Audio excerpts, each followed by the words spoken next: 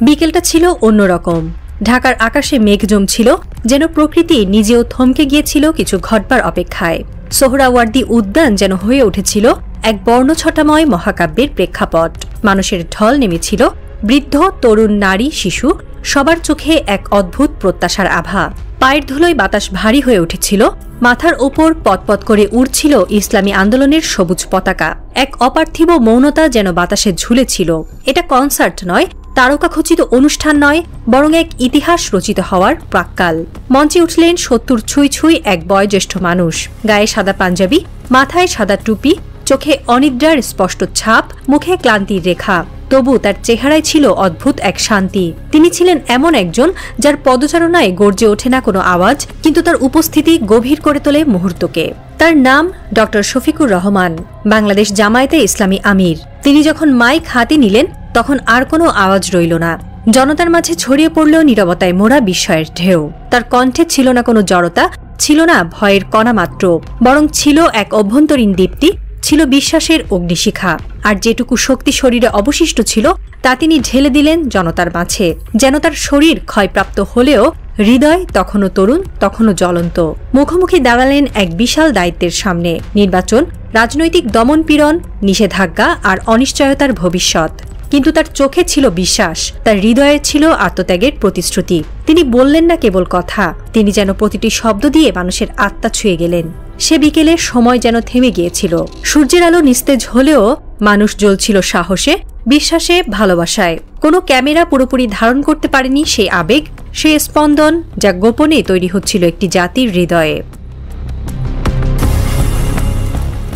হঠাৎ করে তিনি কেঁপে উঠলেন, একটু নড়লেন, তারপর সামনে পড়ে গেলেন মঞ্চের ওপর। পুরো জনতা চিৎকার করে উঠল, স্যার, আল্লাহু আকবার, আমিরে জামায়াত। চারপাশে দৌড়াদৌড়ি শুরু হলো। ডাক্তাররা ছুটে এলেন। অক্সিজেন নেওয়া হবে কি না এই চিন্তার মধ্যেই আবার উঠে বসলেন তিনি। বললেন, একটু পানি দেন। তারপর আবার শুরু করলেন কথা। কেউ থামাতে পারল না। দ্বিতীয়বারও তার শরীর সইল না, আবার পড়ে গেলেন। এবার ঘাড়ের কাছে কাঁপছে মাইক্রোফোন, কিন্তু কণ্ঠ থামেনি। বসে থেকেই বলতে লাগলেন।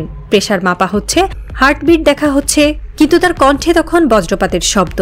যতদিন হায়াত আছে লড়ব, থামব না। এর দৃশ্য যেন কল্পকাহিনীর মতো। মঞ্চের উপর একজন নেতা পড়ে আছেন, ডাক্তাররা চেষ্টা করছেন তাকে সারাতে, কিন্তু তিনি বসেই বলছেন, আমি এখনো বাঁচি, আমি এখনো বলবো, আমি এখনো লড়ব।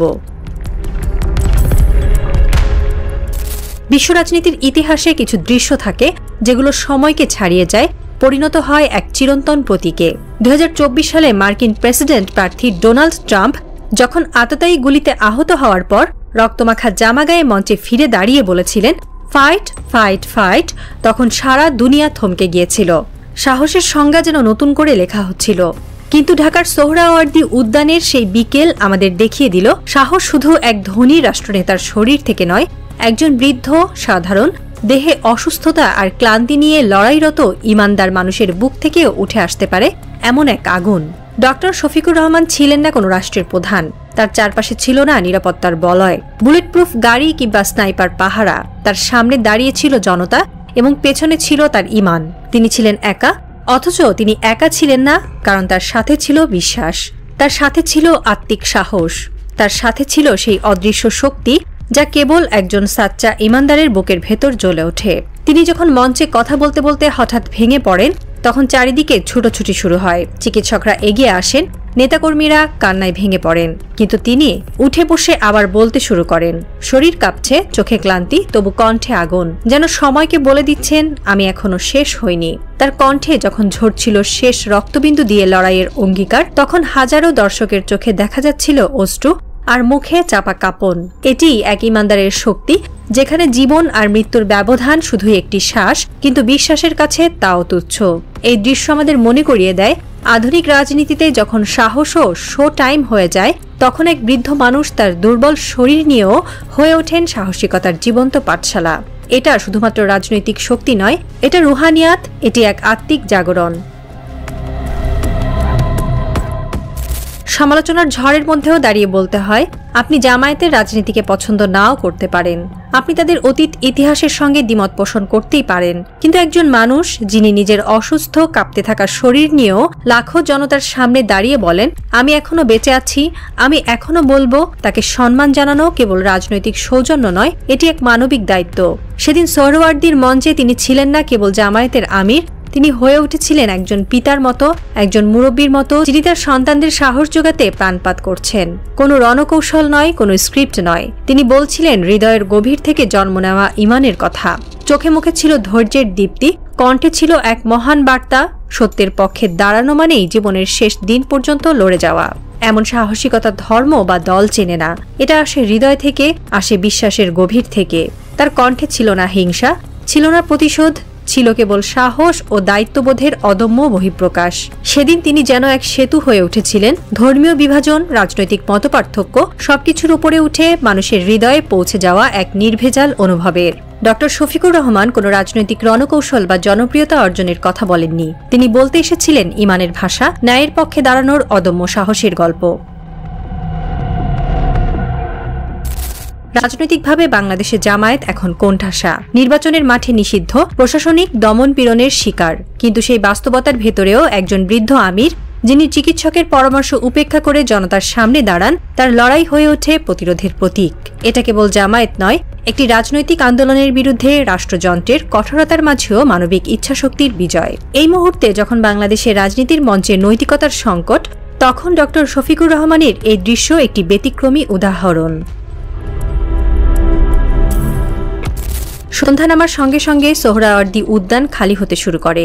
মঞ্চে পড়ে থাকা পানির বোতল, কাপড়ে থাকা স্টেথোস্কোপ, ফেলে যাওয়া ব্যানার, সব মিলিয়ে যেন এক যুদ্ধের পরে ফিরে যাওয়া সেনাদের স্মৃতি। কিন্তু মানুষের চোখে তখনও অশ্রু, কারো চোখে কৃতজ্ঞতা, কারো চোখে বিস্ময়। স্যার কি ঠিক আছেন? স্যারকে আবার হাসপাতালে নেওয়া হলো কি? এসব জিজ্ঞাসা বাতাসে ভেসে বেড়ায়। তবুও মনে পড়ে যায় সেই কথাগুলো, আমি এখনো বাঁচি, এখনো বলবো, আমি এখনো লড়বো। এটা কেবল একটি বাক্য নয়, এটা এক জাতির হৃদয়ে লিখে দেওয়া সাহসের সূত্রবাক্য। যেন ইতিহাস বলবে, যখন দেশ ভেঙে পড়েছিল নৈতিকতাহীন রাজনীতির ভারে, তখন একজন বৃদ্ধ উঠে দাঁড়িয়েছিল।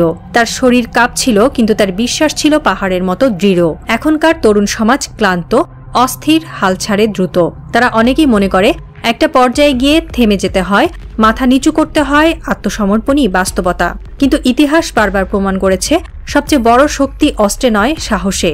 সেদিন সোহরাওয়ার্দী উদ্যানে সেই মুহূর্তে একজন বৃদ্ধ মানুষ মঞ্চে পড়ে গিয়ে যখন আবার উঠে বসে বললেন আমি এখনো বেঁচে আছি, আমি এখনো বলবো, তখন তিনি কেবল নিজের রাজনৈতিক অবস্থান ব্যাখ্যা করেননি, তিনি একটি জাতিকে নতুন করে দাঁড়াতে শিখিয়েছিলেন।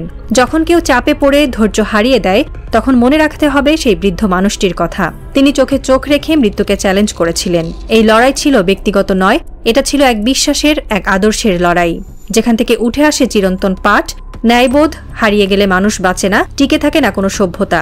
সেই একটি মুহূর্ত যা আজীবন সাহস যোগাবে, একটি কাপা কণ্ঠ, একটি কষ্টে ভরা বুক, একটি মঞ্চের উপর পড়ে থাকা শরীর, এই দৃশ্যগুলো আমাদের মনে করিয়ে দিবে সবকিছু শেষ হয়ে যায় না। শেষ মানেই থেমে যাওয়া নয়, শেষ মানেই হয়তো শুরু নতুন কোনো সংগ্রামের, নতুন কোনো ইতিহাস লেখার।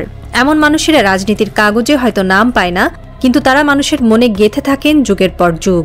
হয়তো একদিন কোনো ক্লান্ত তরুণ রাজপথে হাল ছেড়ে দিতে চাইবে, তখন কেউ বলবে তুমি কি সেই বৃদ্ধ মানুষটির কথা জানো, যিনি মৃত্যুর মুখোমুখি হয়েও বলেছিলেন আমি থামব না।